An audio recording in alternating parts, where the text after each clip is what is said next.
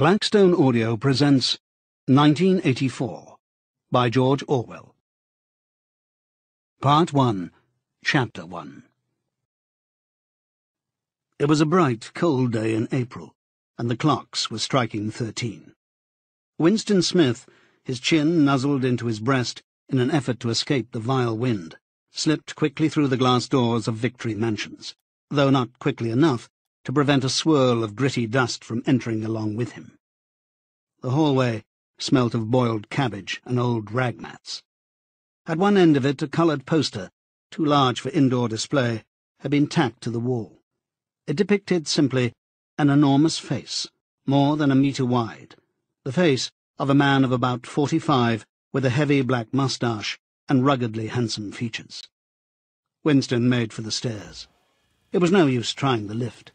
Even at the best of times it was seldom working, and at present the electric current was cut off during daylight hours. It was part of the economy drive in preparation for Hate Week. The flat was 7 flights up, and Winston, who was 39 and had a varicose ulcer above his right ankle, went slowly, resting several times on the way.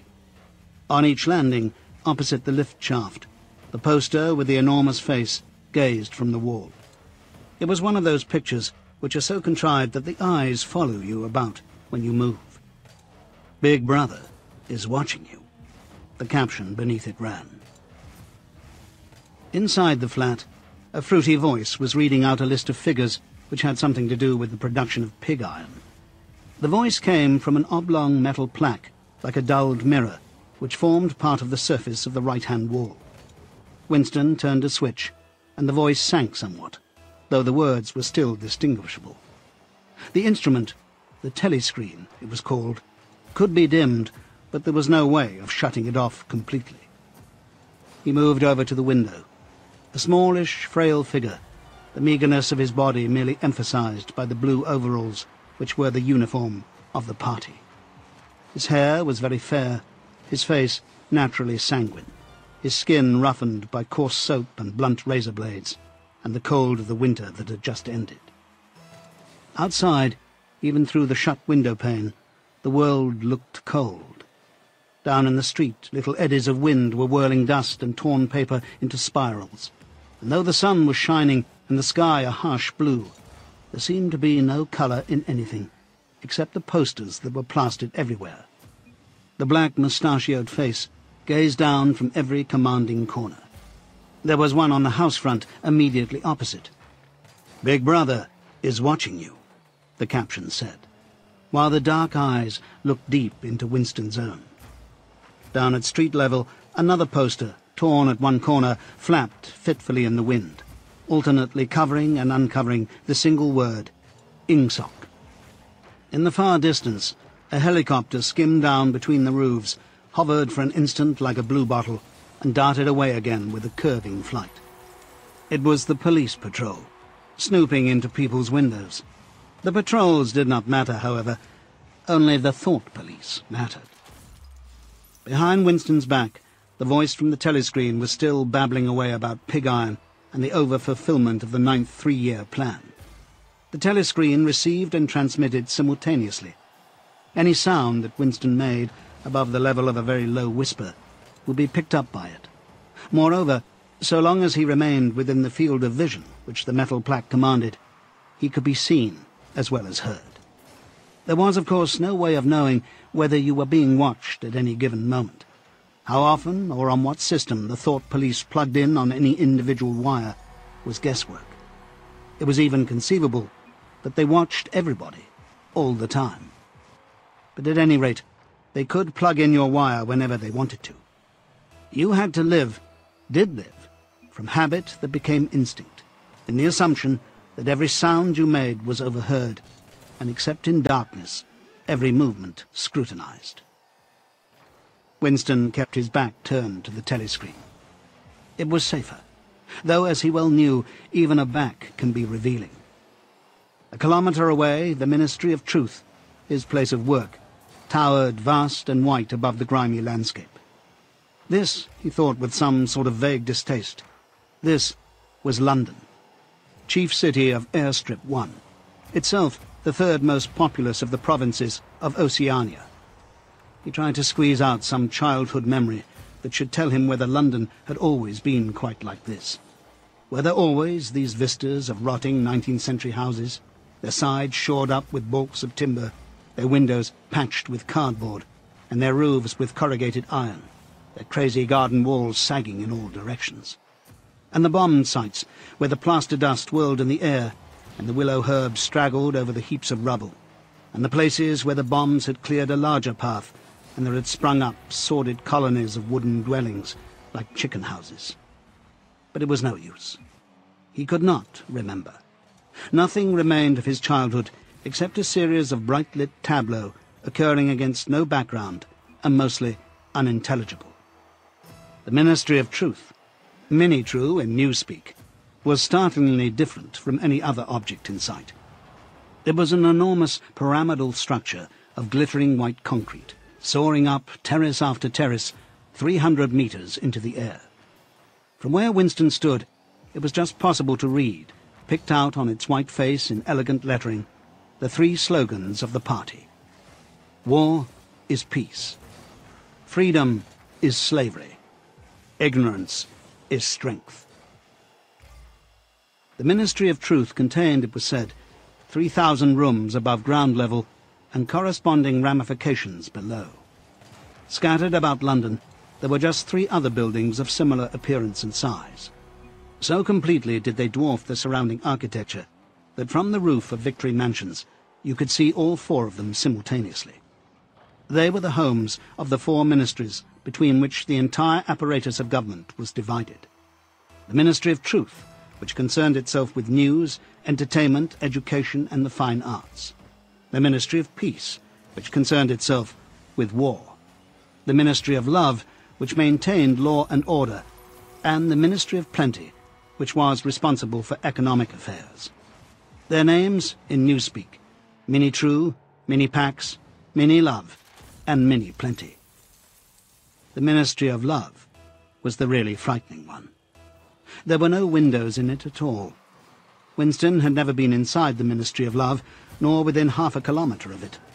It was a place impossible to enter, except on official business, and then only by penetrating through a maze of barbed wire entanglements, steel doors, and hidden machine-gun nests. Even the streets leading up to its outer barriers were roamed by gorilla-faced guards in black uniforms, armed with jointed truncheons. Winston turned round abruptly. He had set his features into the expression of quiet optimism, which it was advisable to wear when facing the telescreen. He crossed the room into the tiny kitchen. By leaving the ministry at this time of day, he had sacrificed his lunch in the canteen, and he was aware that there was no food in the kitchen except a hunk of dark-coloured bread, which had got to be saved for tomorrow's breakfast. He took down from the shelf a bottle of colourless liquid with a plain white label marked Victory Gin. It gave off a sickly, oily smell, as of Chinese rice spirit. Winston poured out nearly a teacupful, nerved himself for a shock, and gulped it down like a dose of medicine. Instantly, his face turned scarlet, and the water ran out of his eyes. The stuff was like nitric acid, and moreover, in swallowing it, one had the sensation of being hit on the back of the head with a rubber club. The next moment, however, the burning in his belly died down, and the world began to look more cheerful. He took a cigarette from a crumpled pack marked Victory Cigarettes, and incautiously held it upright, whereupon the tobacco fell out onto the floor. With the next, he was more successful. He went back to the living room and sat down at a small table that stood to the left of the telescreen. From the table drawer, he took out a pen holder, a bottle of ink, and a thick quarto-sized blank book with a red back and a marbled cover. For some reason, the telescreen in the living room was in an unusual position. Instead of being placed, as was normal, in the end wall, where it could command the whole room, it was in the longer wall opposite the window. To one side of it, there was a shallow alcove in which Winston was now sitting, and which, when the flats were built, had probably been intended to hold bookshelves. By sitting in the alcove and keeping well back, Winston was able to remain outside the range of the telescreen, so far as sight went. He could be heard, of course, but so long as he stayed in his present position, he could not be seen. It was partly the unusual geography of the room that had suggested to him the thing that he was now about to do. It had also been suggested by the book that he had just taken out of the drawer. It was a peculiarly beautiful book. Its smooth, creamy paper, a little yellowed by age, was of a kind that had not been manufactured for at least 40 years past. He could guess, however, that the book was much older than that. He had seen it lying in the window of a frowsy little junk shop in a slummy quarter of the town.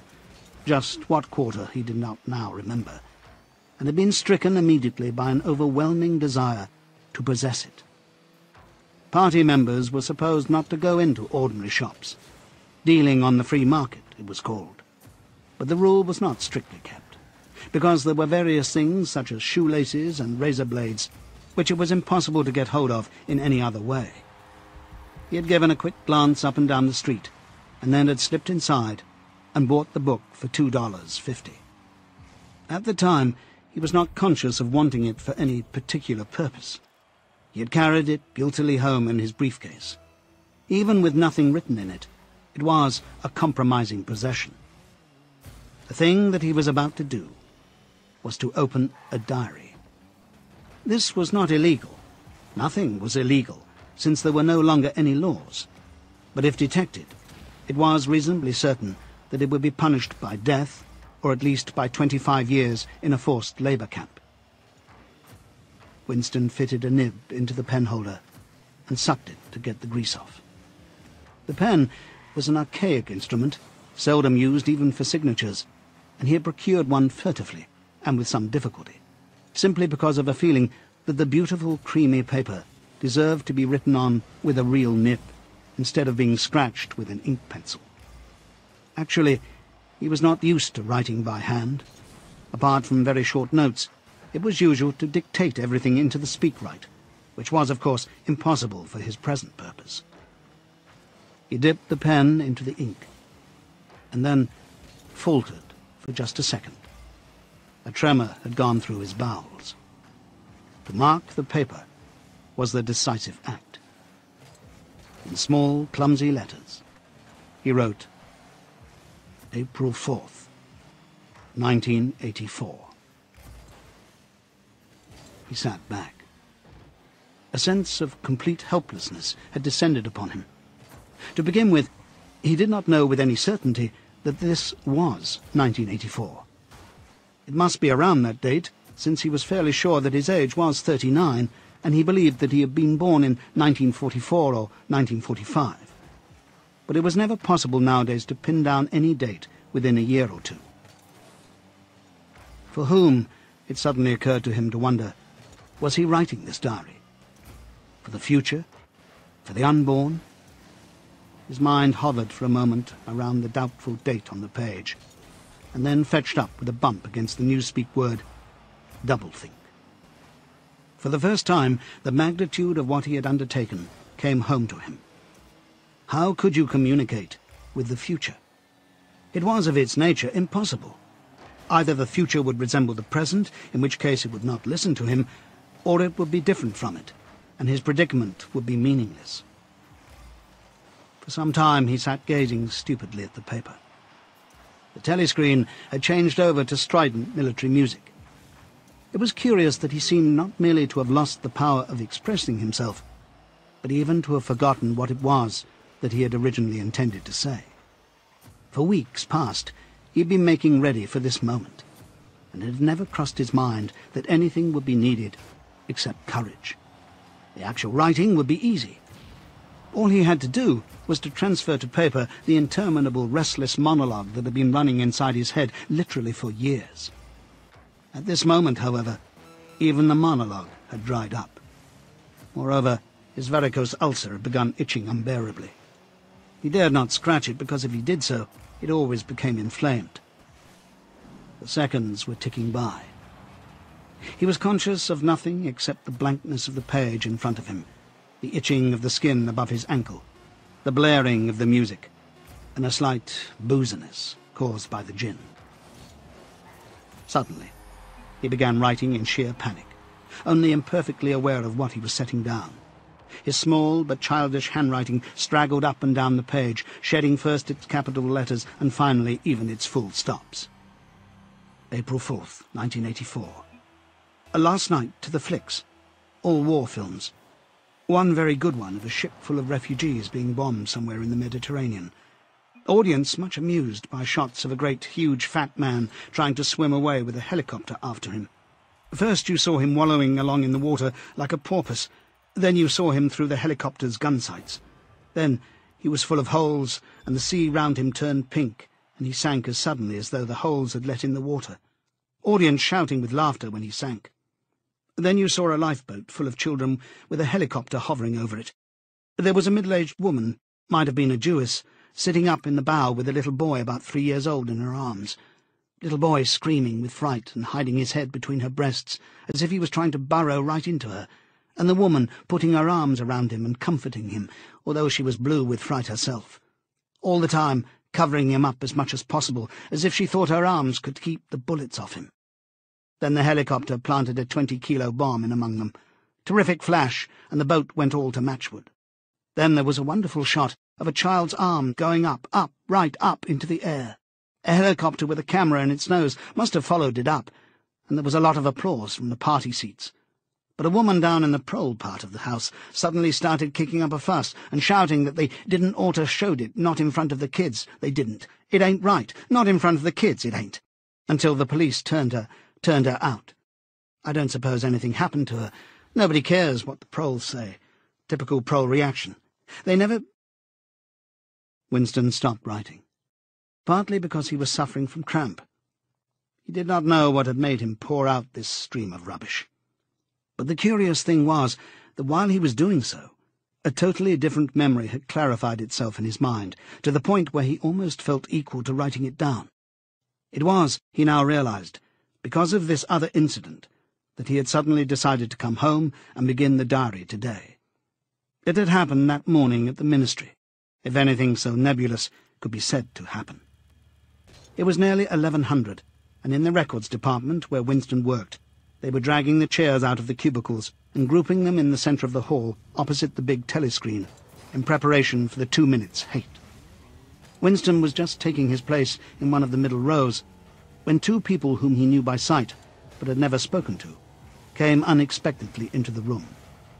One of them was a girl whom he often passed in the corridors. He did not know her name, but he knew that she worked in the fiction department. Presumably, since he had sometimes seen her with oily hands and carrying a spanner, she had some mechanical job on one of the novel-writing machines. She was a bold-looking girl of about 27, with thick, dark hair, a freckled face, and swift, athletic movements. A narrow scarlet sash, emblem of the Junior Anti-Sex League, was wound several times around the waist of her overalls, just tightly enough to bring out the shapeliness of her hips. Winston had disliked her from the very first moment of seeing her. He knew the reason. It was because of the atmosphere of hockey fields and cold baths and community hikes and general clean-mindedness which he managed to carry about with her. He disliked nearly all women, and especially the young and pretty ones. It was always the women, and above all the young ones, who were the most bigoted adherents of the party, the swallowers of slogans, the amateur spies and nosers out of unorthodoxy. But this particular girl gave him the impression of being more dangerous than most. Once, when they passed in the corridor, she had given him a quick sidelong glance, which seemed to pierce right into him, and for a moment had filled him with black terror. The idea had even crossed his mind that she might be an agent of the thought police. That, it was true, was very unlikely. Still, he continued to feel a peculiar uneasiness, which had fear mixed up in it as well as hostility, whenever she was anywhere near him. The other person was a man named O'Brien, a member of the inner party, and holder of some post so important and remote that Winston had only a dim idea of its nature. A momentary hush passed over the group of people around the chairs as they saw the black overalls of an inner party member approaching. O'Brien was a large, burly man, with a thick neck and a coarse, humorous, brutal face. In spite of his formidable appearance, he had a certain charm of manner. He had a trick of resettling his spectacles on his nose, which was curiously disarming, in some indefinable way, curiously civilized. It was a gesture which, if anyone had still thought in such terms, might have recalled an 18th-century nobleman offering his snuff-box. Winston had seen O'Brien perhaps a dozen times in almost as many years. He felt deeply drawn to him, and not solely because he was intrigued by the contrast between O'Brien's urbane manner and his prize-fighter's physique. Much more, it was because of a secretly held belief, or perhaps not even a belief, merely a hope, that O'Brien's political orthodoxy was not perfect. Something in his face suggested it irresistibly. And again, perhaps it was not even unorthodoxy that was written in his face, but simply intelligence. But at any rate, he had the appearance of being a person that you could talk to, if somehow you could cheat the telescreen and get him alone. Winston had never made the smallest effort to verify this guess. Indeed, there was no way of doing so. At this moment, O'Brien glanced at his wristwatch, saw that it was nearly 1100, and evidently decided to stay in the records department until the 2 minutes' hate was over. He took a chair in the same row as Winston, a couple of places away. A small sandy-haired woman who worked in the next cubicle to Winston was between them. The girl with dark hair was sitting immediately behind. The next moment, a hideous, grinding screech, as of some monstrous machine running without oil, burst from the big telescreen at the end of the room. It was a noise that set one's teeth on edge and bristled the hair on the back of one's neck. The hate had started. As usual, the face of Emmanuel Goldstein, the enemy of the people, had flashed onto the screen. There were hisses here and there among the audience. The little sandy-haired woman gave a squeak of mingled fear and disgust. Goldstein was the renegade and backslider who once, long ago, how long ago nobody quite remembered, had been one of the leading figures of the party, almost on a level with Big Brother himself, and then had engaged in counter-revolutionary activities, had been condemned to death, and had mysteriously escaped and disappeared. The programme of the 2 minutes' hate varied from day to day, but there was none in which Goldstein was not the principal figure. He was the primal traitor, the earliest defiler of the party's purity. All subsequent crimes against the party, all treacheries, acts of sabotage, heresies, deviations, sprang directly out of his teaching. Somewhere or other, he was still alive and hatching his conspiracies. Perhaps somewhere beyond the sea, under the protection of his foreign paymasters. Perhaps even, so it was occasionally rumoured, in some hiding place in Oceania itself. Winston's diaphragm was constricted. He could never see the face of Goldstein without a painful mixture of emotions. It was a lean, Jewish face, with a great fuzzy aureole of white hair and a small goatee beard. A clever face, and yet somehow inherently despicable, with a kind of senile silliness in the long, thin nose near the end of which a pair of spectacles was perched. It resembled the face of a sheep, and the voice, too, had a sheep-like quality. Goldstein was delivering his usual venomous attack upon the doctrines of the party, an attack so exaggerated and perverse that a child should have been able to see through it, and yet just plausible enough to fill one with an alarmed feeling that other people, less level-headed than oneself, might be taken in by it. He was abusing Big Brother. He was denouncing the dictatorship of the party. He was demanding the immediate conclusion of peace with Eurasia. He was advocating freedom of speech, freedom of the press, freedom of assembly, freedom of thought. He was crying hysterically that the revolution had been betrayed, and all this in rapid polysyllabic speech, which was a sort of parody of the habitual style of the orators of the party, and even contained newspeak words, more newspeak words indeed than any party member would normally use in real life. And all the while, lest one should be in any doubt as to the reality which Goldstein's specious claptrap covered, behind his head on the telescreen there marched the endless columns of the Eurasian army, row after row of solid-looking men with expressionless Asiatic faces who swam up to the surface of the screen and vanished, to be replaced by others exactly similar. The dull, rhythmic tramp of the soldiers' boots, formed the background to Goldstein's bleating voice. Before the hate had proceeded for 30 seconds, uncontrollable exclamations of rage were breaking out from half the people in the room. The self-satisfied, sheep-like face on the screen and the terrifying power of the Eurasian army behind it were too much to be borne. Besides, the sight or even the thought of Goldstein produced fear and anger automatically. He was an object of hatred more constant than either Eurasia or Eastasia, since when Oceania was at war with one of these powers, it was generally at peace with the other. But what was strange was that although Goldstein was hated and despised by everybody, although every day and 1,000 times a day, on platforms, on the telescreen, in newspapers, in books, his theories were refuted, smashed, ridiculed, held up to the general gaze for the pitiful rubbish they were, in spite of all this, his influence never seemed to grow less. Always there were fresh dupes waiting to be seduced by him. A day never passed when spies and saboteurs acting under his directions were not unmasked by the thought police.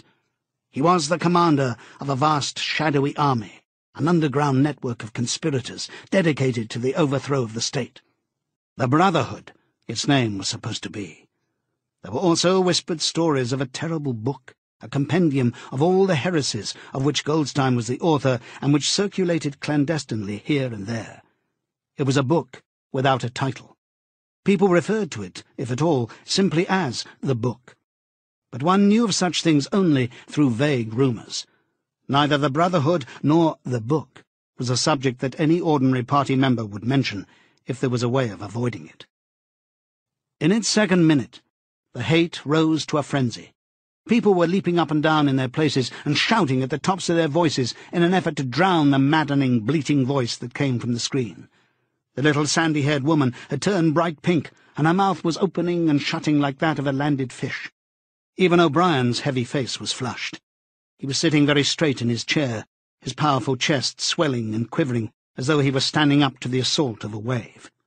The dark-haired girl behind Winston had begun crying out, "Swine! Swine! Swine!" And suddenly she picked up a heavy Newspeak dictionary and flung it at the screen. It struck Goldstein's nose and bounced off. The voice continued inexorably. In a lucid moment, Winston found that he was shouting with the others and kicking his heel violently against the rung of his chair. The horrible thing about the 2 minutes' hate was not that one was obliged to act a part, but that it was impossible to avoid joining in. Within 30 seconds any pretense was always unnecessary.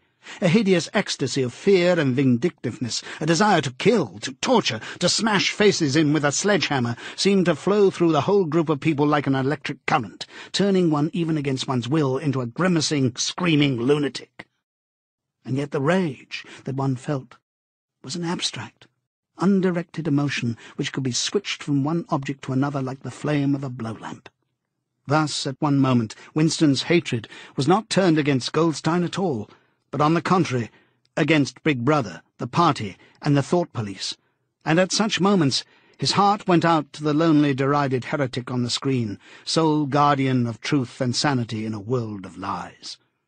And yet, the very next instant, he was at one with the people about him, and all that was said of Goldstein seemed to him to be true.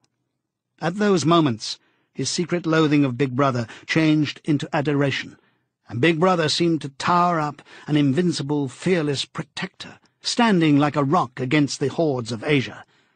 And Goldstein, in spite of his isolation, his helplessness, and the doubt that hung about his very existence, seemed like some sinister enchanter, capable by the mere power of his voice of wrecking the structure of civilization.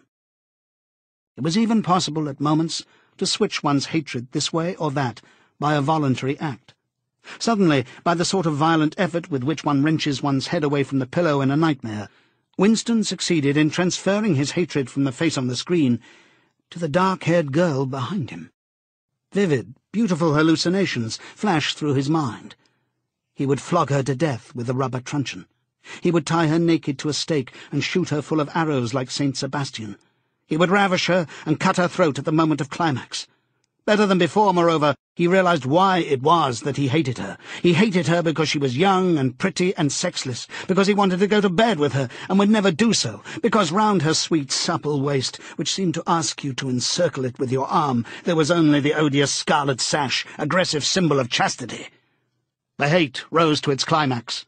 The voice of Goldstein had become an actual sheep's bleat, and for an instant the face changed into that of a sheep. Then the sheep face melted into the figure of a Eurasian soldier who seemed to be advancing. Huge and terrible, his submachine gun roaring and seeming to spring out of the surface of the screen so that some of the people in the front row actually flinched backwards in their seats. And in the same moment, drawing a deep sigh of relief from everybody, the hostile figure melted into the face of Big Brother, black-haired, black-mustachioed, full of power and mysterious calm, and so vast that it almost filled up the screen. Nobody heard what Big Brother was saying.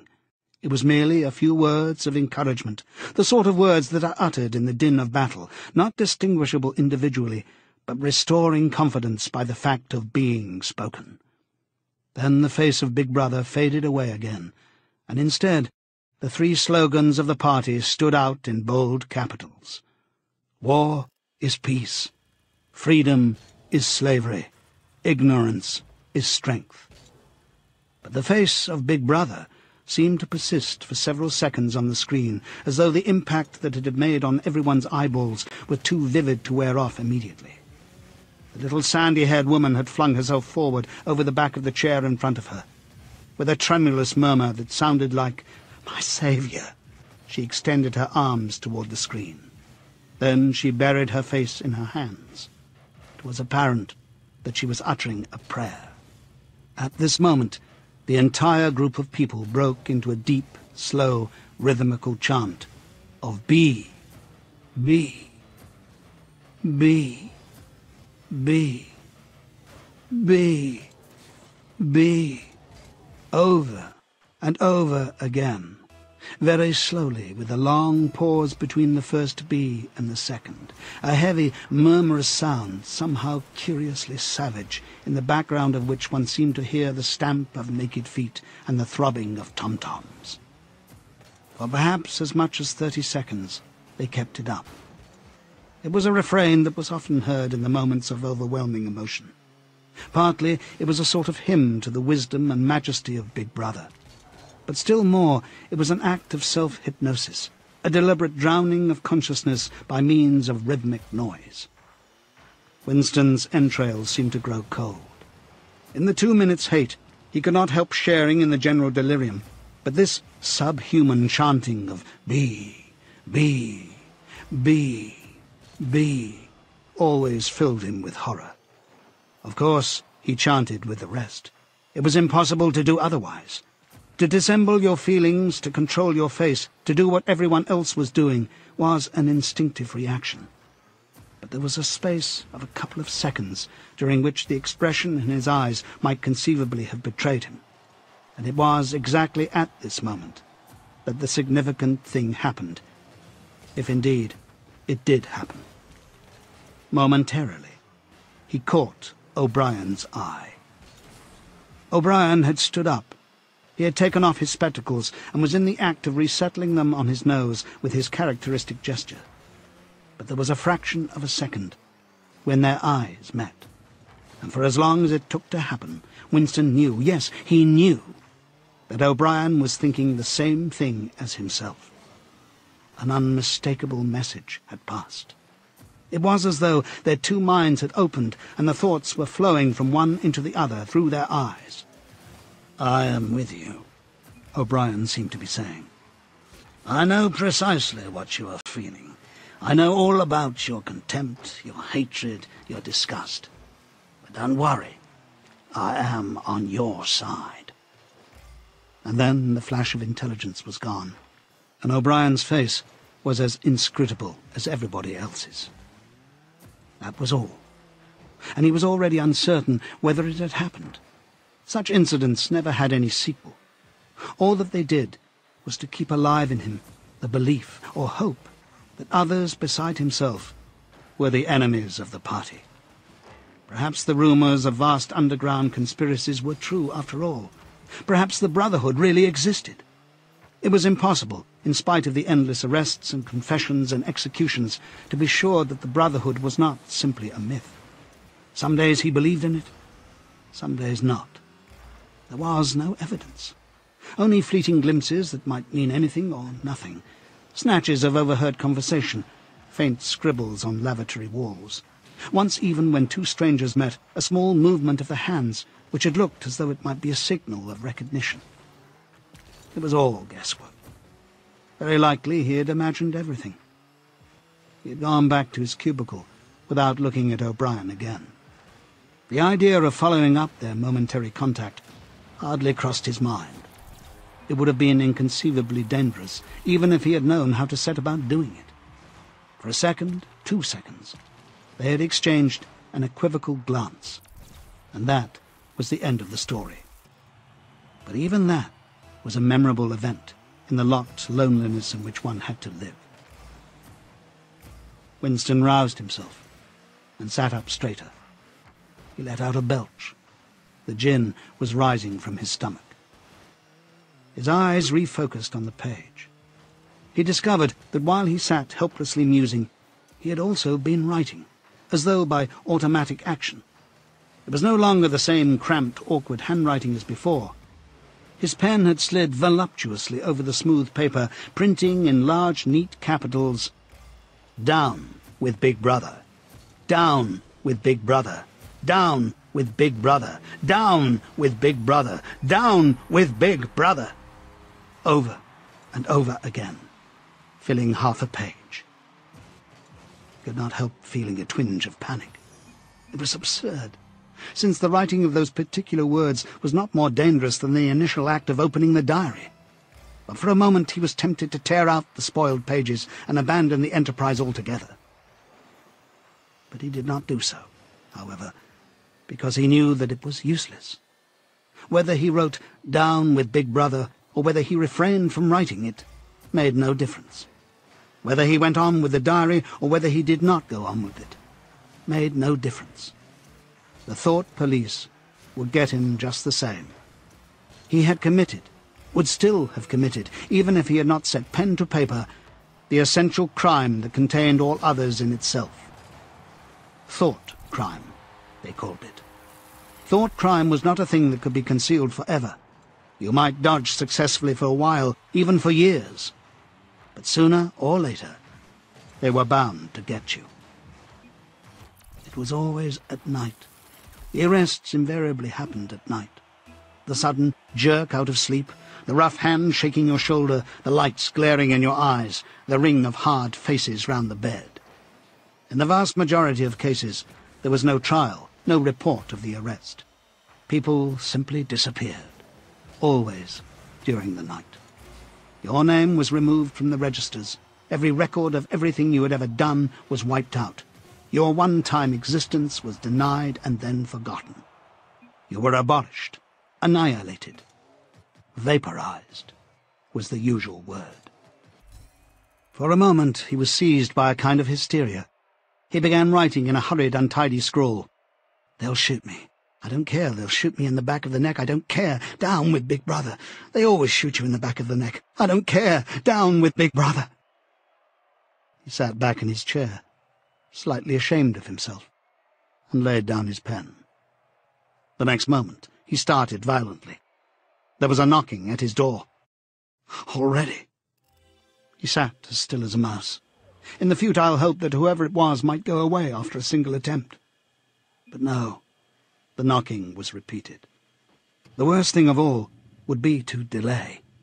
His heart was thumping like a drum, but his face, from long habit, was probably expressionless. He got up and moved heavily toward the door. Chapter 2.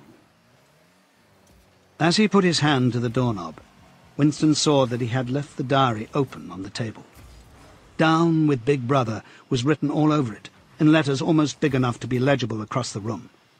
It was an inconceivably stupid thing to have done, but he realized, even in his panic, he had not wanted to smudge the creamy paper by shutting the book while the ink was wet. He drew in his breath and opened the door. Instantly, a warm wave of relief flowed through him. A colourless, crushed-looking woman with wispy hair and a lined face was standing outside. "Oh, comrade," she began in a dreary, whining sort of voice.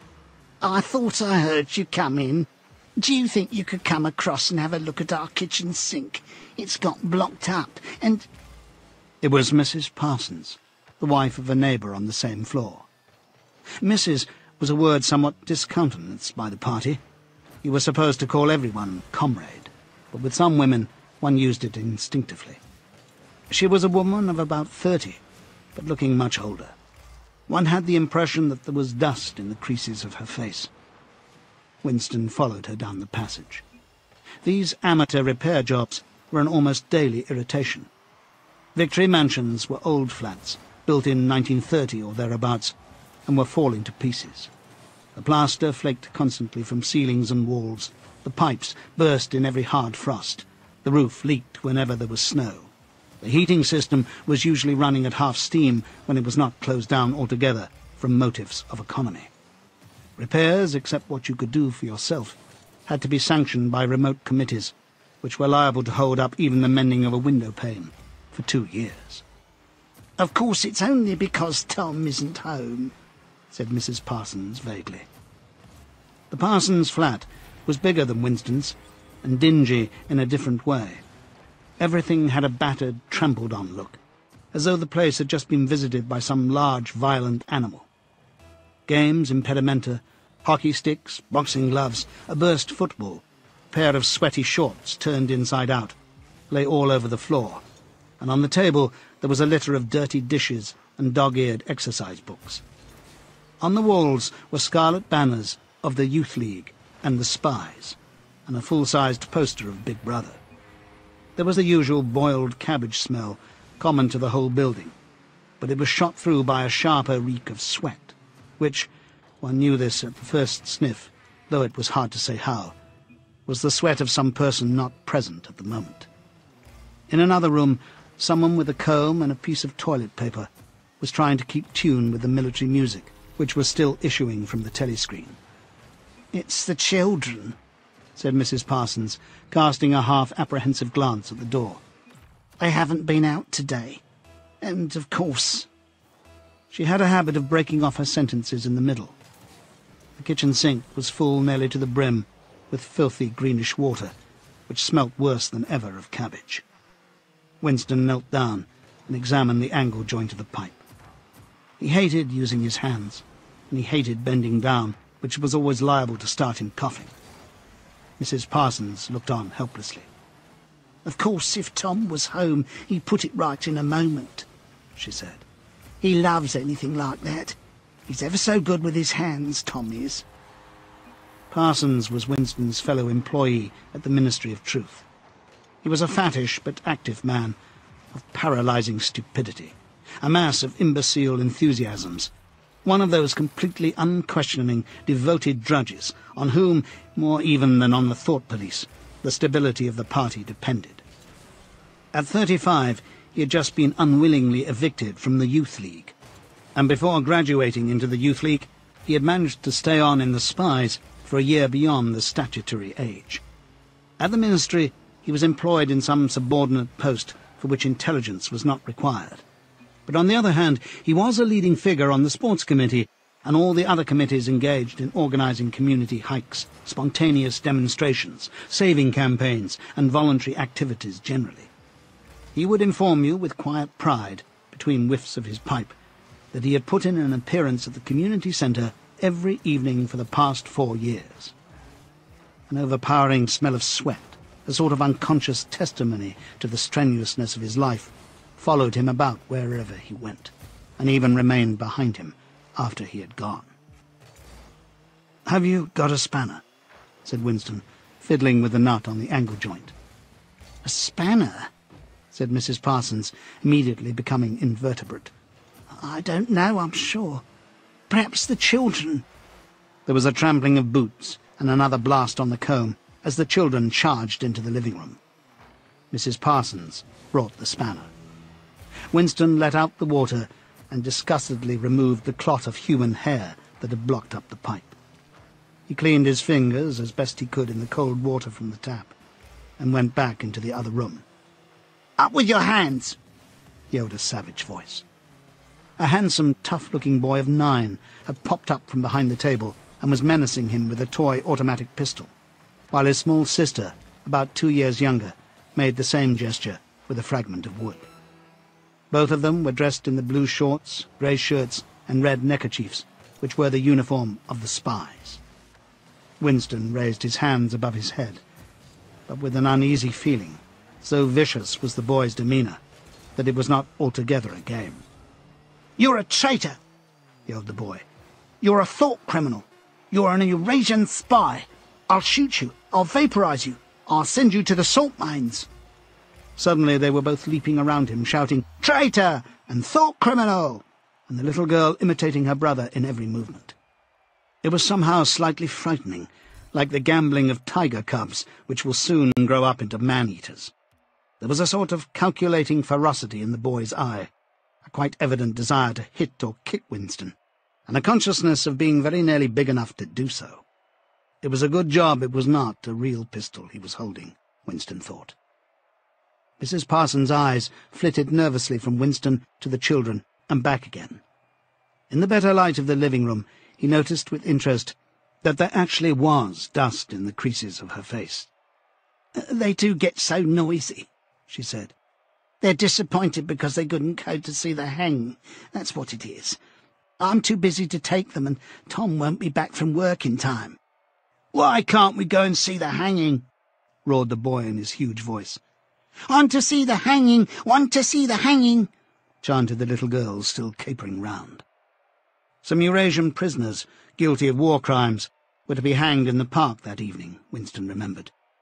This happened about once a month, and was a popular spectacle. Children always clamoured to be taken to see it. He took his leave of Mrs. Parsons and made for the door. But he had not gone 6 steps down the passage when something hit the back of his neck, an agonizingly painful blow. It was as though a red-hot wire had been jabbed into him. He spun round, just in time to see Mrs. Parsons dragging her son back into the doorway, while the boy pocketed a catapult.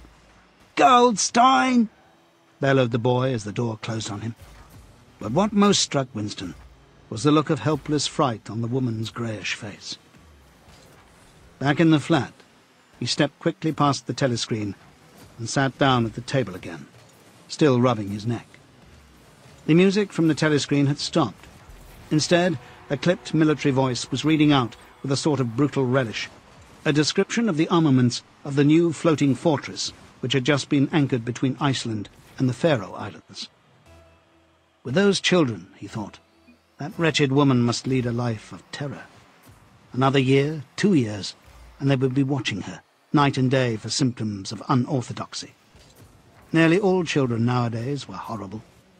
What was the worst of all was that by means of such organizations as the spies, they were systematically turned into ungovernable little savages. And yet this produced in them no tendency whatever to rebel against the discipline of the party. On the contrary, they adored the party and everything connected with it. The songs, the processions, the banners, the hiking, the drilling with dummy rifles, the yelling of slogans, the worship of Big Brother. It was all a sort of glorious game to them. All their ferocity was turned outwards against the enemies of the state, against foreigners, traitors, saboteurs, thought criminals. It was almost normal for people over 30 to be frightened of their own children, and with good reason. For hardly a week passed in which the Times did not carry a paragraph describing how some eavesdropping little sneak, child hero was the phrase generally used, had overheard some compromising remark and denounced his parents to the thought police. The sting of the catapult bullet had worn off. He picked up his pen half-heartedly, wondering whether he could find something more to write in the diary. Suddenly, he began thinking of O'Brien again. Years ago, how long was it? 7 years, it must be. He had dreamed that he was walking through a pitch-dark room, and someone, sitting to one side of him, had said as he passed, "We shall meet in the place where there is no darkness." It was said very quietly, almost casually. A statement, not a command. He had walked on without pausing. What was curious was that at the time, in the dream, the words had not made much impression on him. It was only later and by degrees that they had seemed to take on significance. He could not now remember whether it was before or after having the dream that he had seen O'Brien for the first time, nor could he remember when he had first identified the voice as O'Brien's. But at any rate, the identification existed. It was O'Brien who had spoken to him out of the dark. Winston had never been able to feel sure. Even after this morning's flash of the eyes, it was impossible to be sure whether O'Brien was a friend or an enemy. Nor did it even seem to matter greatly. There was a link of understanding between them, more important than affection or partisanship. "We shall meet in the place where there is no darkness," he had said. Winston did not know what it meant, only that in some way or another it would come true. The voice from the telescreen paused. A trumpet call, clear and beautiful, floated into the stagnant air. The voice continued raspingly. "Attention! Your attention, please. A news flash has this moment arrived from the Malabar front. Our forces in South India have won a glorious victory. I am authorized to say that the action we are now reporting may well bring the war within measurable distance of its end. Here is the news flash." Bad news coming, thought Winston. And sure enough, following on a gory description of the annihilation of a Eurasian army with stupendous figures of killed and prisoners, came the announcement that, as from the next week, the chocolate ration would be reduced from 30 grams to 20. Winston belched again. The gin was wearing off, leaving a deflated feeling.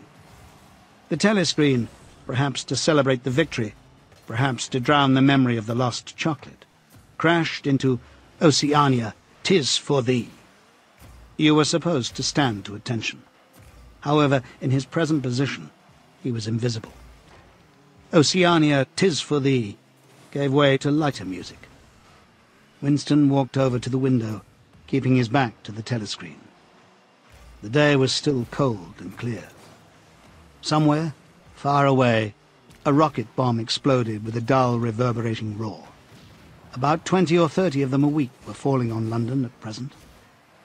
Down in the street, the wind flapped the torn poster to and fro, and the word Ingsoc fitfully appeared and vanished. Ingsoc. The sacred principles of Ingsoc. Newspeak, doublethink, the mutability of the past. He felt as though he were wandering in the forests of the sea bottom, lost in a monstrous world where he himself was the monster. He was alone. The past was dead. The future was unimaginable. What certainty had he that a single human creature now living was on his side? And what way of knowing that the dominion of the party would not endure forever? Like an answer, the 3 slogans on the white face of the Ministry of Truth came back at him.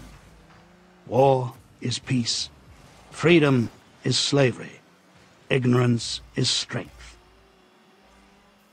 He took a 25-cent piece out of his pocket. There, too, in tiny, clear lettering, the same slogans were inscribed, and on the other face of the coin, the head of Big Brother.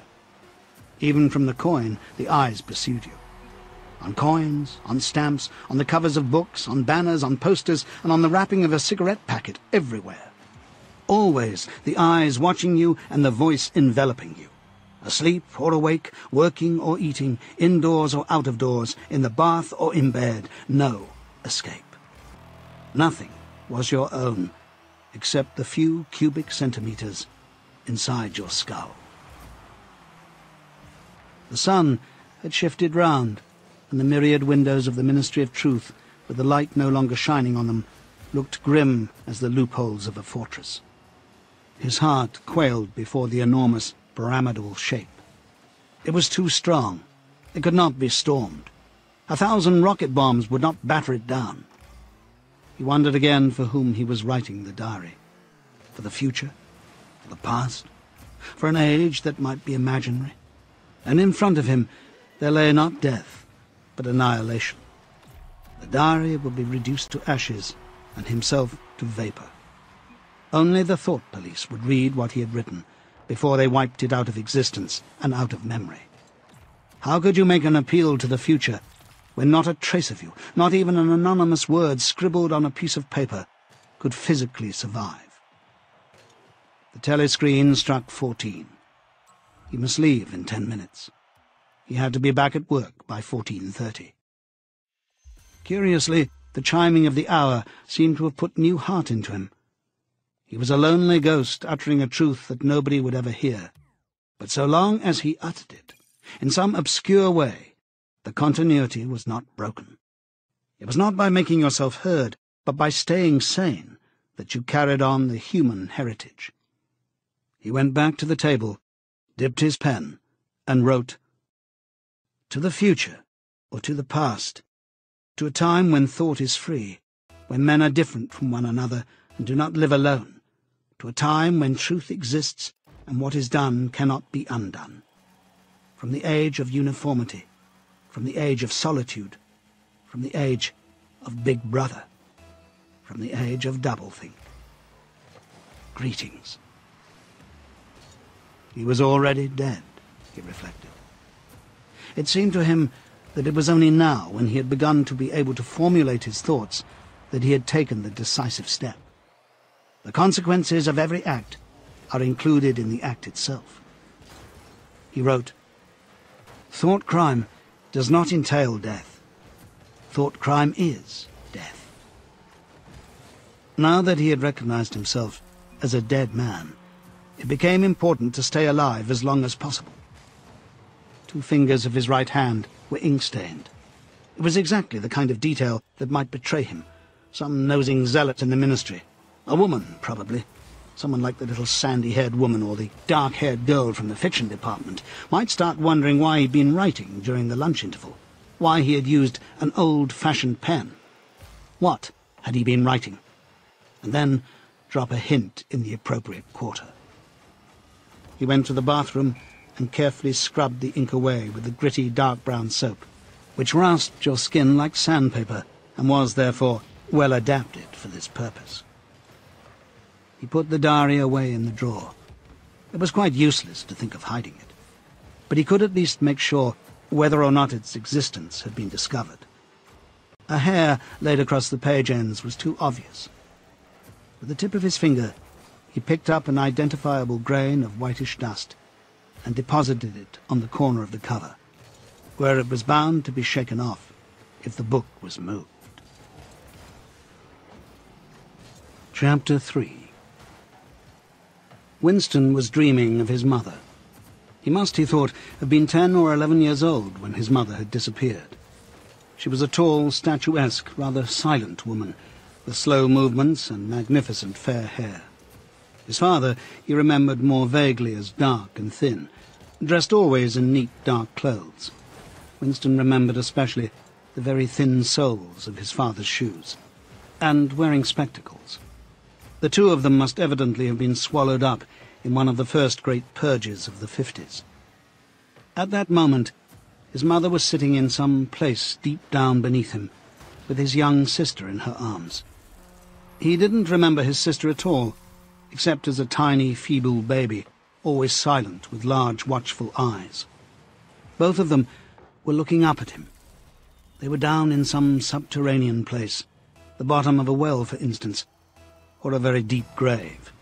But it was a place which, already far below him, was itself moving downwards. They were in the saloon of a sinking ship, looking up at him through the darkening water. There was still air in the saloon. They could still see him, and he them. But all the while they were sinking down, down into the green waters, which in another moment must hide them from sight forever.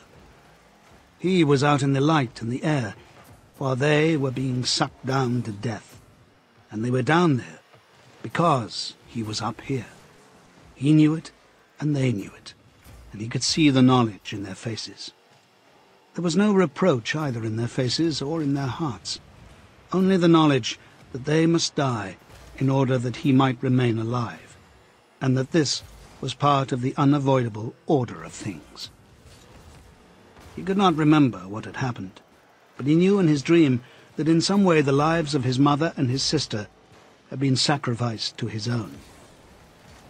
It was one of those dreams which, while retaining the characteristic dream scenery, are a continuation of one's intellectual life, and in which one becomes aware of facts and ideas which still seem new and valuable after one is awake. The thing that now suddenly struck Winston was that his mother's death, nearly 30 years ago, had been tragic and sorrowful in a way that was no longer possible. Tragedy, he perceived, belonged to the ancient time, to a time when there was still privacy, love and friendship, and when the members of a family stood by one another without needing to know the reason. His mother's memory tore at his heart, because she had died loving him, when he was too young and selfish to love her in return, and because somehow he did not remember how she had sacrificed herself to a conception of loyalty that was private and unalterable. Such things, he saw, could not happen today. Today there was fear, hatred and pain, but no dignity of emotion or deep or complex sorrows. All this he seemed to see in the large eyes of his mother and his sister, looking up at him through the green water, hundreds of fathoms down, and still sinking. Suddenly he was standing on short, springy turf, on a summer evening when the slanting rays of the sun gilded the ground. The landscape that he was looking at recurred so often in his dreams that he was never fully certain whether or not he had seen it in the real world. In his waking thoughts, he called it the Golden Country. It was an old, rabbit-bitten pasture with a foot track wandering across it, and a mole-hole here and there. In the ragged hedge on the opposite side of the field, the boughs of the elm trees were swaying very faintly in the breeze, their leaves just stirring in dense masses, like women's hair. Somewhere near at hand, though out of sight, there was a clear, slow-moving stream where dace were swimming in the pools under the willow trees. The girl, with dark hair, was coming toward him across the field. With what seemed a single movement, she tore off her clothes and flung them disdainfully aside. Her body was white and smooth, but it aroused no desire in him. Indeed, he barely looked at it. What overwhelmed him in that instant was admiration for the gesture with which she had thrown her clothes aside. With its grace and carelessness, it seemed to annihilate a whole culture, a whole system of thought, as though Big Brother and the party and the thought police could all be swept into nothingness by a single splendid movement of the arm. That, too, was a gesture belonging to the ancient time. Winston woke up with the word Shakespeare on his lips. The telescreen was giving forth an ear-splitting whistle, which continued on the same note for 30 seconds. It was 07:15, getting up time for office workers. Winston wrenched his body out of bed, naked, for a member of the outer party received only 3,000 clothing coupons annually, and a suit of pyjamas was 600, and seized a dingy singlet and a pair of shorts that were lying across a chair. The physical jerks would begin in 3 minutes. The next moment, he was doubled up by a violent coughing fit, which nearly always attacked him soon after waking up. It emptied his lungs so completely that he could only begin breathing again by lying on his back and taking a series of deep gasps. His veins had swelled with the effort of the cough, and the varicose ulcer had started itching. 30 to 40 group, yapped a piercing female voice. 30 to 40 group. Take your places, please. 30s to 40s. Winston sprang to attention in front of the telescreen, upon which the image of a youngish woman, scrawny but muscular, dressed in tunic and gym shoes, had already appeared. Arms bending and stretching, she rapped out. Take your time by me. 1, 2, 3, 4. 1, 2, 3, 4. Come on, comrades, put a bit of life into it. 1, 2, 3, 4. 1, 2, 3, 4. The pain of the coughing fit had not quite driven out of Winston's mind the impression made by his dream, and the rhythmic movements of the exercise restored it somewhat. As he mechanically shot his arms back and forth, wearing on his face the look of grim enjoyment which was considered proper during the physical jerks, He was struggling to think his way backward into the dim period of his early childhood. It was extraordinarily difficult. Beyond the late 50s, everything faded. When there were no external records that you could refer to, even the outline of your own life lost its sharpness. You remembered huge events which had quite probably not happened. You remembered the details of incidents without being able to recapture their atmosphere. And there were long blank periods to which you could assign nothing. Everything had been different then. Even the names of countries and their shapes on the map had been different. Airstrip 1, for instance, had not been so called in those days. It had been called England or Britain, though London, he felt fairly certain, had always been called London. Winston could not definitely remember a time when his country had not been at war, but it was evident that there had been a fairly long interval of peace during his childhood, because one of his early memories was of an air raid which appeared to take everyone by surprise.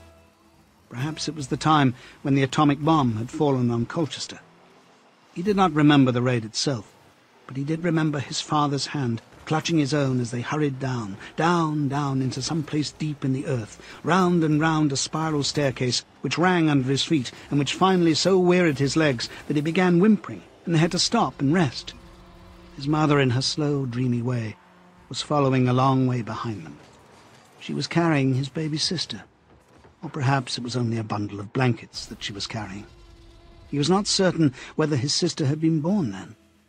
Finally, they had emerged into a noisy, crowded place, which he realized to be a tube station. There were people sitting all over the stone-flagged floor, and other people, packed tightly together, were sitting on metal bunks, one above the other. Winston and his mother and father found themselves a place on the floor, and near them an old man and an old woman were sitting side by side on a bunk. The old man had on a decent dark suit, and a black cloth cap pushed back from very white hair. His face was scarlet, and his eyes were blue and full of tears. He reeked of gin. It seemed to breathe out of his skin in place of sweat, and one could have fancied that the others welling from his eyes were pure gin. But though slightly drunk, he was also suffering under some grief that was genuine and unbearable. In his childish way, Winston grasped that some terrible thing, something that was beyond forgiveness and could never be remedied, had just happened. It also seemed to him that he knew what it was. Someone whom the old man loved, a little granddaughter perhaps, had been killed. Every few minutes the old man kept repeating, "I didn't ought to have trusted them. I said so, Ma, didn't I? That's what comes of trusting them. I said so all along. We didn't ought to have trusted the buggers." But which buggers they didn't ought to have trusted, Winston could not now remember. Since about that time, war had been literally continuous, though, strictly speaking, it had not always been the same war. For several months during his childhood, there had been confused street fighting in London itself, some of which he remembered vividly. But to trace out the history of the whole period, to say who was fighting whom at any given moment, would have been utterly impossible, since no written record and no spoken word ever made mention of any other alignment than the existing one. At this moment, for example, in 1984, if it was 1984, Oceania was at war with Eurasia and in alliance with Eastasia. In no public or private utterance was it ever admitted that the three powers had at any time been grouped along different lines. Actually, as Winston well knew, it was only 4 years since Oceania had been at war with Eastasia and in alliance with Eurasia. But that was merely a piece of furtive knowledge which he happened to possess because his memory was not satisfactorily under control. Officially, the change of partners had never happened. Oceania was at war with Eurasia. Therefore, Oceania had always been at war with Eurasia. The enemy of the moment always represented absolute evil, and it followed that any past or future agreement with him was impossible. The frightening thing, he reflected, for the 10,000th time as he forced his shoulders painfully backward. With hands on hips, they were gyrating their bodies from the waist, an exercise that was supposed to be good for the back muscles. The frightening thing was that it might all be true. If the party could thrust its hand into the past and say of this or that event, it never happened, that surely was more terrifying than mere torture and death.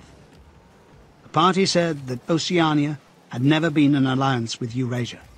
He, Winston Smith, knew that Oceania had been in alliance with Eurasia, as short a time as 4 years ago. But where did that knowledge exist? Only in his own consciousness, which in any case must soon be annihilated. And if all others accepted the lie which the party imposed, if all records told the same tale, then the lie passed into history and became truth. Who controls the past, ran the party slogan, controls the future. Who controls the present, controls the past. And yet the past, though of its nature alterable, never had been altered. Whatever was true now was true from everlasting to everlasting. It was quite simple.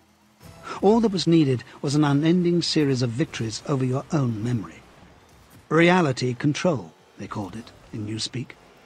Doublethink. "Stand easy," barked the instructress, a little more genially. Winston sank his arms to his sides and slowly refilled his lungs with air. His mind slid away into the labyrinthine world of doublethink. To know and not to know, to be conscious of complete truthfulness while telling carefully constructed lies, to hold simultaneously two opinions which cancelled out, knowing them to be contradictory and believing in both of them, to use logic against logic, to repudiate morality while laying claim to it, to believe that democracy was impossible and that the party was the guardian of democracy, to forget whatever it was necessary to forget, then to draw it back into memory again at the moment when it was needed, and then promptly to forget it again, and above all, to apply the same process to the process itself. That was the ultimate subtlety. Consciously to induce unconsciousness, and then once again to become unconscious of the act of hypnosis you had just performed. Even to understand the word doublethink involved the use of doublethink. The instructress had called them to attention again. "And now let's see which of us can touch our toes," she said enthusiastically. "Right over from the hips, please, comrades. 1, 2. 1, 2. Winston loathed this exercise, which sent shooting pains all the way from his heels to his buttocks, and often ended by bringing on another coughing fit. The half-pleasant quality went out of his meditations.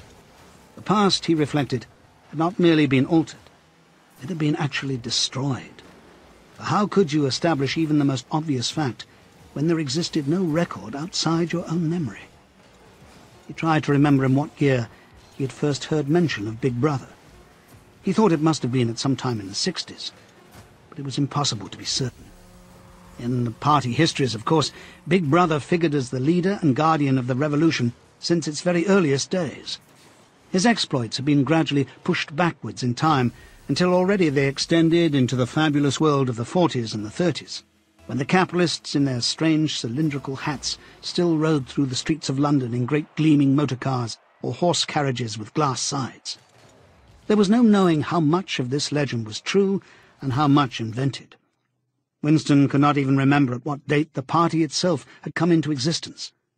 He did not believe he had ever heard the word Ingsoc before 1960, but it was possible that in its old-speak form, English socialism, that is to say, it had been current earlier. Everything melted into mist. Sometimes, indeed, you could put your finger on a definite lie. It was not true, for example, as was claimed in the party history books, that the party had invented airplanes. He remembered airplanes since his earliest childhood. But you could prove nothing. There was never any evidence. Just once, in his whole life, he had held in his hands unmistakable documentary proof of the falsification of a historical fact. And on that occasion, "Smith!" screamed a shrewish voice from the telescreen. 6079 Smith W. Yes, you! Bend lower, please. You can do better than that. You're not trying. Lower, please. That's better, comrade. Now, stand at ease, the whole squad, and watch me. A sudden hot sweat had broken out all over Winston's body. His face remained completely inscrutable. Never show dismay. Never show resentment. A single flicker of the eyes could give you away. He stood watching while the instructress raised her arms above her head, and, one could not say gracefully, but with remarkable neatness and efficiency, bent over and tucked the first joint of her fingers under her toes. "There, comrades. That's how I want to see you doing it. Watch me again. I'm 39 and I've had 4 children. Now look." She bent over again. "You see, my knees aren't bent. You can all do it if you want to," she added as she straightened herself. "Anyone under 45 is perfectly capable of touching his toes. We don't all have the privilege of fighting in the front line, but at least we can all keep fit. Remember our boys on the Malabar front, and the sailors in the floating fortresses. Just think what they have to put up with. Now, try again. That's better, comrade. That's much better," she added encouragingly, as Winston, with a violent lunge, succeeded in touching his toes with knees unbent, for the first time in several years. Chapter 4. With a deep, unconscious sigh, which not even the nearness of the telescreen could prevent him from uttering when his day's work started, Winston pulled the speakwrite towards him, blew the dust from its mouthpiece, and put on his spectacles.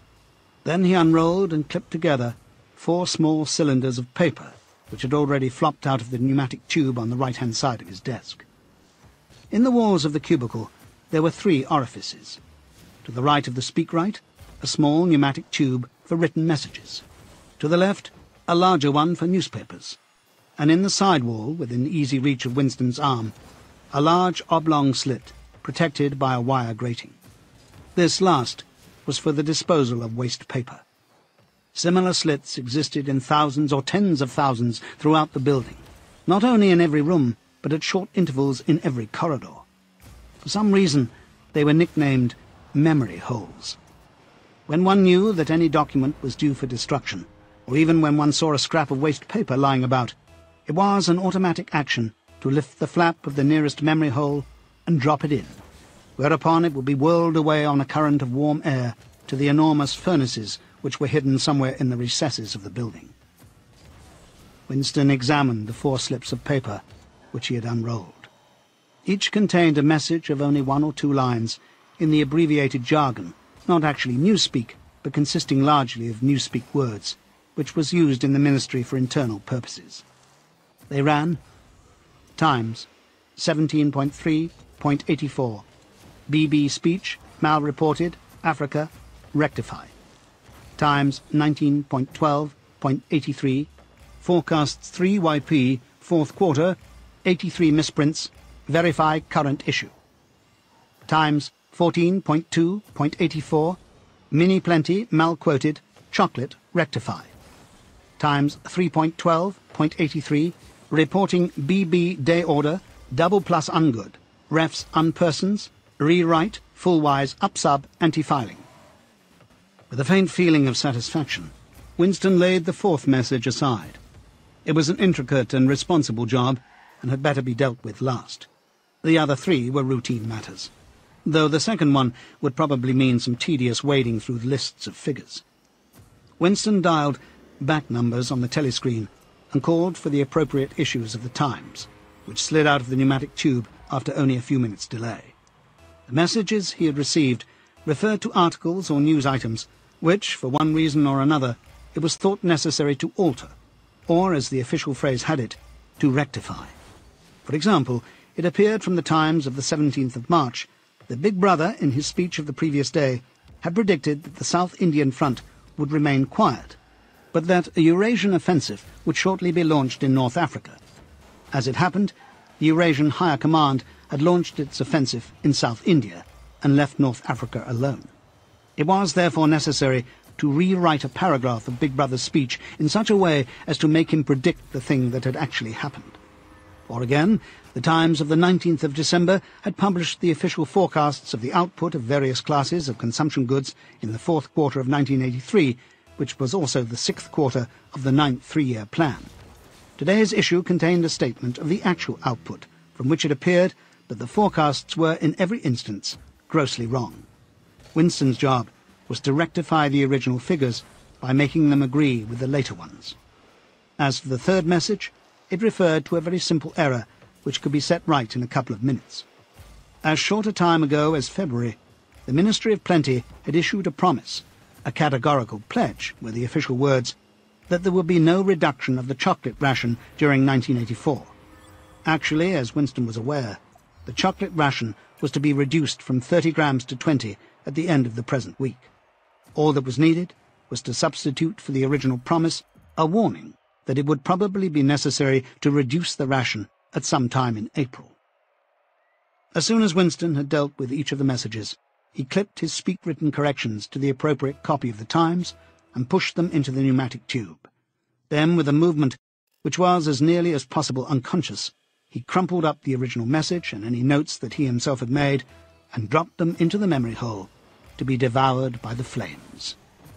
What happened in the unseen labyrinth to which the pneumatic tubes led, he did not know in detail, but he did know in general terms. As soon as all the corrections which happened to be necessary in any particular number of the Times had been assembled and collated, that number would be reprinted, the original copy destroyed, and the corrected copy placed on the files in its stead. This process of continuous alteration was applied not only to newspapers, but to books, periodicals, pamphlets, posters, leaflets, films, soundtracks, cartoons, photographs, to every kind of literature or documentation which might conceivably hold any political or ideological significance. Day by day, and almost minute by minute, the past was brought up to date.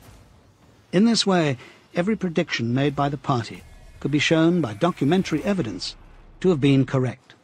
Nor was any item of news or any expression of opinion which conflicted with the needs of the moment ever allowed to remain on record. All history was a palimpsest, scraped clean and reinscribed exactly as often as was necessary.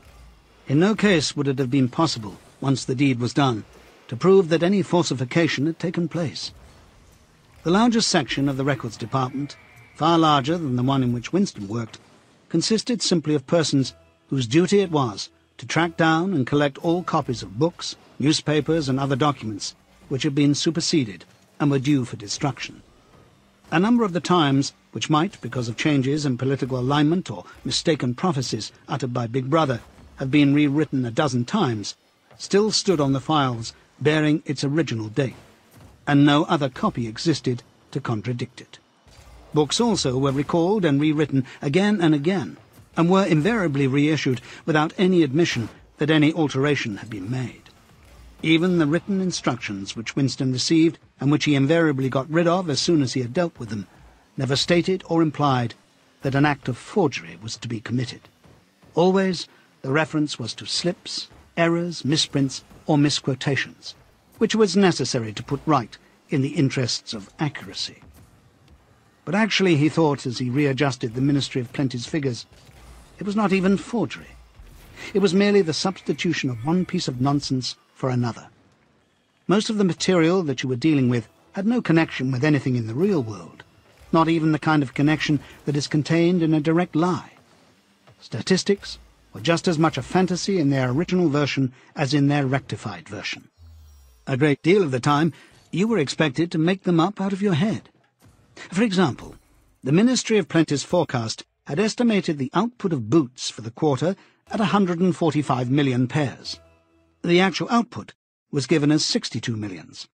Winston, however, in rewriting the forecast, marked the figure down to 57 millions, so as to allow for the usual claim that the quota had been overfilled. In any case, 62 millions was no nearer the truth than 57 millions, or than 145 millions. Very likely, no boots had been produced at all. Likelier still, nobody knew how many had been produced, much less cared. All one knew was that every quarter astronomical numbers of boots were produced on paper, while perhaps half the population of Oceania went barefoot. And so it was with every class of recorded fact, great or small. Everything faded away into a shadow world in which finally even the date of the year had become uncertain.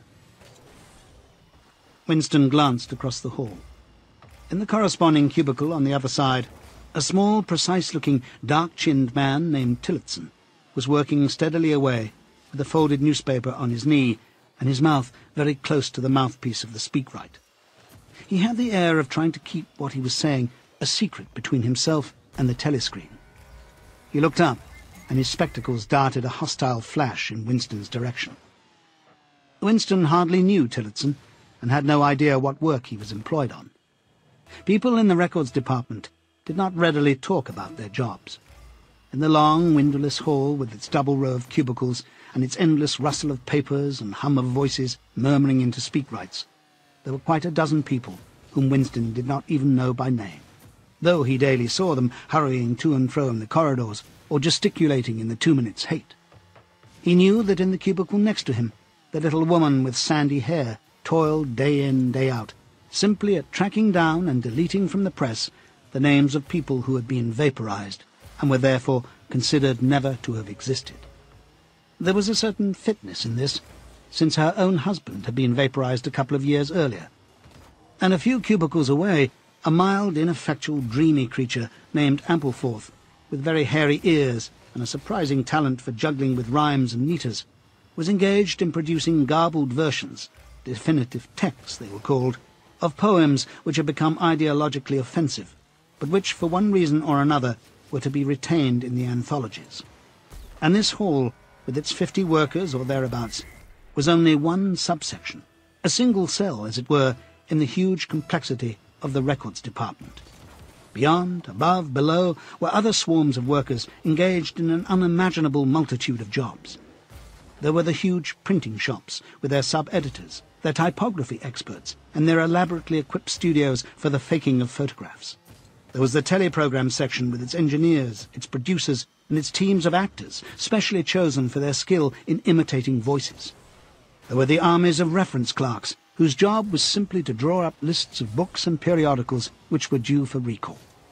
There were the vast repositories where the corrected documents were stored, and the hidden furnaces where the original copies were destroyed.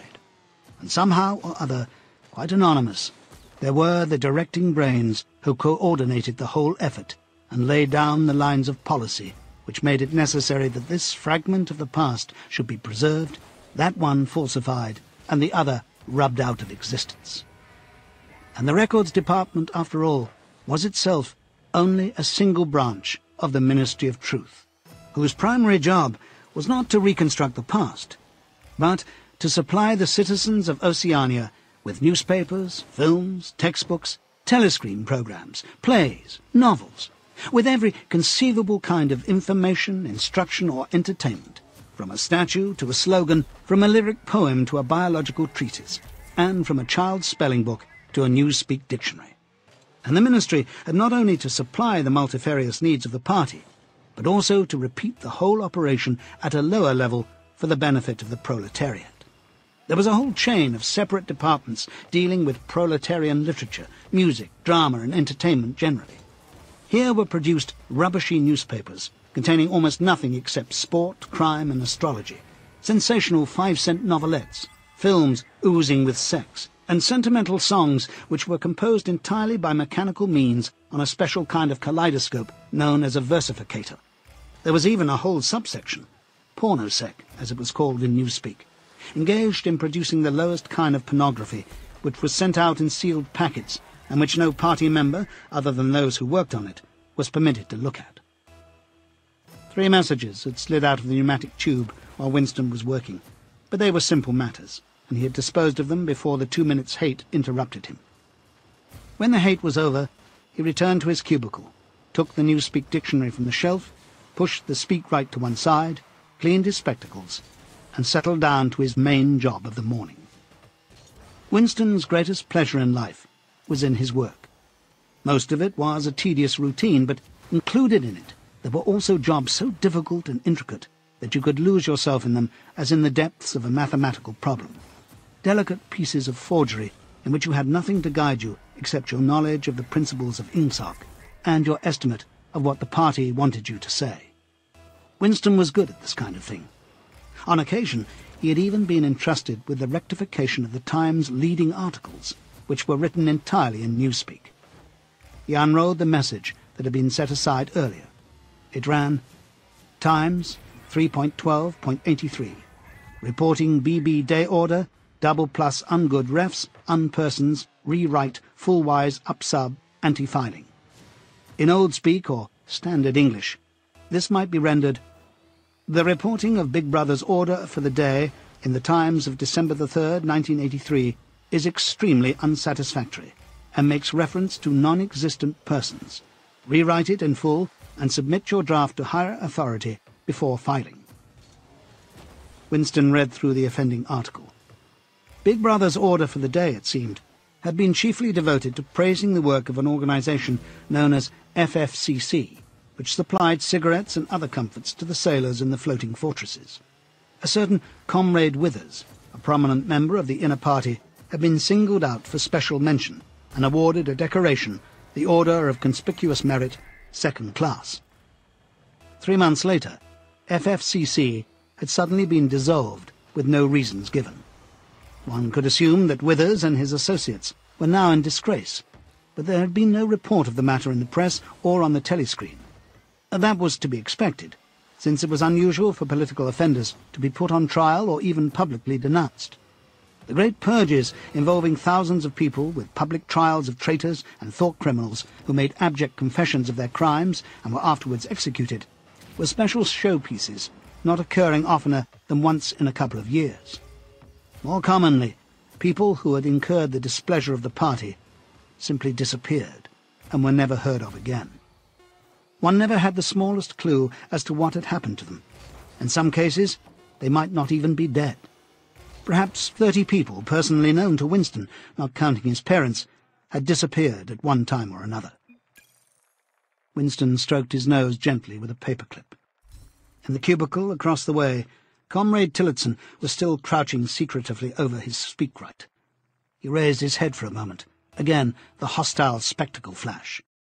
Winston wondered whether Comrade Tillotson was engaged on the same job as himself. It was perfectly possible. So tricky a piece of work would never be entrusted to a single person. On the other hand, to turn it over to a committee would be to admit openly that an act of fabrication was taking place. Very likely as many as a dozen people were now working away on rival versions of what Big Brother had actually said. And presently some master brain in the inner party would select this version or that, would re-edit it, and set in motion the complex processes of cross-referencing that would be required. And then the chosen lie would pass into the permanent records and become truth. Winston did not know why Withers had been disgraced. Perhaps it was for corruption or incompetence. Perhaps Big Brother was merely getting rid of a too popular subordinate. Perhaps Withers or someone close to him had been suspected of heretical tendencies. Or perhaps, what was likeliest of all, the thing had simply happened because purges and vaporizations were a necessary part of the mechanics of government. The only real clue lay in the words refs unpersons, which indicated that Withers was already dead. You could not invariably assume this to be the case when people were arrested. Sometimes they were released and allowed to remain at liberty for as much as a year or 2 years before being executed. Very occasionally, some persons whom you would believe dead long since would make a ghostly reappearance at some public trial where he would implicate hundreds of others by his testimony before vanishing, this time forever. Withers, however, was already an unperson. He did not exist. He had never existed. Winston decided that it would not be enough simply to reverse the tendency of Big Brother's speech. It was better to make it deal with something totally unconnected with its original subject. He might turn the speech into the usual denunciation of traitors and thought criminals, but that was a little too obvious. While to invent a victory at the front or some triumph of overproduction in the 9th three-year plan might complicate the records too much. What was needed was a piece of pure fantasy. Suddenly there sprang into his mind, ready-made as it were, the image of a certain Comrade Ogilvy, who had recently died in battle in heroic circumstances. There were occasions when Big Brother devoted his order for the day to commemorating some humble rank-and-file party member whose life and death he held up as an example worthy to be followed. Today he should commemorate Comrade Ogilvy. It was true that there was no such person as Comrade Ogilvy, but a few lines of print and a couple of faked photographs would soon bring him into existence. Winston thought for a moment, then pulled the speakwrite toward him, and began dictating in Big Brother's familiar style, a style at once military and pedantic, but because of a trick of asking questions and then promptly answering them. "What lessons do we learn from this fact, comrades? The lessons, which is also one of the fundamental principles of Ingsoc, that," etc., etc. Easy to imitate. At the age of 3, Comrade Ogilvy had refused all toys except a drum, a submachine gun, and a model helicopter. At 6, a year early, by a special relaxation of the rules, he had joined the Spies. At 9, he had been a troop leader. At 11, he had denounced his uncle to the Thought Police after overhearing a conversation which appeared to him to have criminal tendencies. At 17, he had been a district organizer of the Junior Anti-Sex League. At 19, he had designed a hand grenade which had been adopted by the Ministry of Peace and which, at its first trial, had killed 31 Eurasian prisoners in one burst. At 23, he had perished in action. Pursued by enemy jet planes while flying over the Indian Ocean with important dispatches, he had weighted his body with his machine gun and leapt out of the helicopter into deep water, dispatches and all. An end, said Big Brother, which it was impossible to contemplate without feelings of envy. Big Brother added a few remarks on the purity and single-mindedness of Comrade Ogilvy's life. He was a total abstainer and a non-smoker, had no recreations except a daily hour in the gymnasium, and had taken a vow of celibacy, believing marriage and the care of a family to be incompatible with a 24-hours-a-day devotion to duty. He had no subjects of conversation except the principles of Ingsoc, and no aim in life except the defeat of the Eurasian enemy and the hunting down of spies, saboteurs, thought criminals, and traitors generally. Winston debated with himself whether to award Comrade Ogilvy the Order of Conspicuous Merit, and in the end he decided against it, because of the unnecessary cross-referencing that would entail. Once again he glanced at his rival in the opposite cubicle. Something seemed to tell him with certainty that Tillotson was busy on the same job as himself. There was no way of knowing whose version would finally be adopted, but he felt a profound conviction that it would be his own. Comrade Ogilvy, unimagined an hour ago, was now a fact. It struck him as curious that you could create dead men, but not living ones. Comrade Ogilvy, who had never existed in the present, now existed in the past. And when once the act of forgery was forgotten, he would exist just as authentically and upon the same evidence as Charlemagne or Julius Caesar. Chapter 5. In the low-ceiling canteen, deep underground, the lunch queue jerked slowly forward. The room was already very full and deafeningly noisy. From the grill at the counter, the steam of stew came pouring forth with a sour, metallic smell, which did not quite overcome the fumes of Victory gin. On the far side of the room there was a small bar, a mere hole in the wall, where gin could be bought at 10 cents the large nip. "Just the man I was looking for," said a voice at Winston's back. He turned round. It was his friend Sim, who worked in the research department. Perhaps friend was not exactly the right word. You did not have friends nowadays. You had comrades. But there were some comrades whose society was pleasanter than that of others. Sim was a philologist, a specialist in newspeak. Indeed, he was one of the enormous team of experts now engaged in compiling the 11th edition of the Newspeak Dictionary. He was a tiny creature,